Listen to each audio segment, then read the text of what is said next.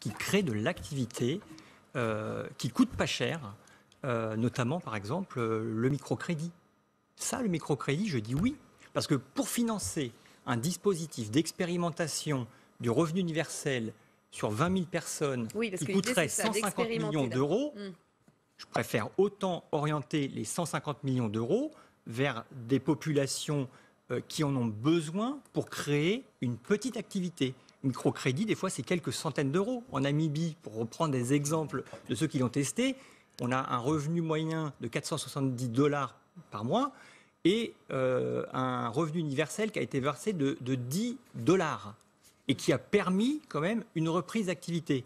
Donc, si on peut faire un parallèle, peut-être que ce microcrédit tel que c'est proposé par l'ADI peut permettre de créer durablement de l'emploi, de l'activité. Mais il faut sortir du logiciel salariat. Il va y avoir des expérimentations. Le problème, c'est que vous créez des petites activités qui ne font pas sortir les gens du précariat et qui ne les font pas sortir il faut y aller étape par étape. Il est quand même curieux parce que c'est comme si on a l'impression, quand on échange, comme si le système tel qu'il était aujourd'hui fonctionnait bien. C'est-à-dire qu'on serait dans un système qui fonctionne bien, que vous défendez, et que je défends, personne ne dit qu'il faut fermer les hôpitaux, personne ne dit qu'il faut arrêter les travailleurs. Non, mais il y a un quid du modèle social français aujourd'hui, en oui, effet. Mais donc on voit bien que le truc bug.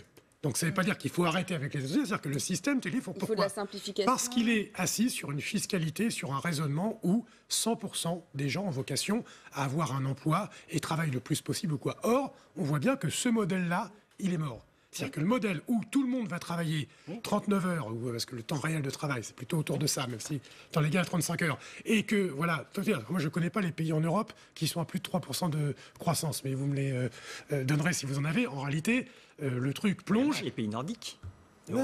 C'est quand même pas dans ces... La Finlande va d'ailleurs lancer une expérimentation début 2017 sur une population de 2000 personnes qui toucheront donc que 560 € par mois. Oui, mais il y a plein d'expérimentations. La Namibie est un bon exemple. C'est-à-dire qu'à l'échelle de ce village où ça a été fait, ça a plutôt eu des effets bénéfices à long terme. Et donc, ça casse l'idée qu'une fois que vous avez votre pécule, vous faites rien. C'est-à-dire que moi, ce qui parfois m'agace, mais personne ne trop l'a dit, ici d'ailleurs aussi bien, c'est que le revenu universel égal, les gens vont rester à glander chez eux et rien faire. C'est pas comme ça que ça se passe.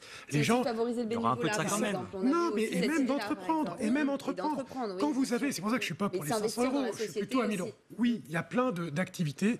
C'est-à-dire que le travail, la façon dont on définit le travail au cours du XXe siècle et jusqu'à maintenant, c'est une définition qui a de fait tombé en désuétude. Et donc, soit on réorganise les choses, soit on ne s'en sortirait pas. Autre avantage du revenu universel, s'il a 1000 €, c'est aussi des conséquences en aménagement du territoire. Par exemple, dans plein de zones rurales qui sont désertées aujourd'hui parce qu'il n'y a plus d'activité salariée, il y a des gens qui vont avoir un intérêt à y aller et à développer une activité sur ce temps-là, et ils auront les revenus de 1000 €.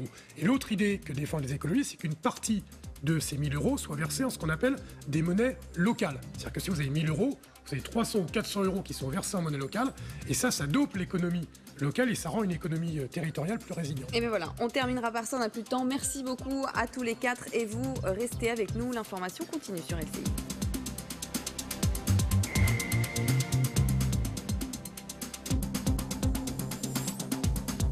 Bonjour, c'est Yves Calvi. Je vous retrouve tous les jours de 18h à 20h sur LCI pour un grand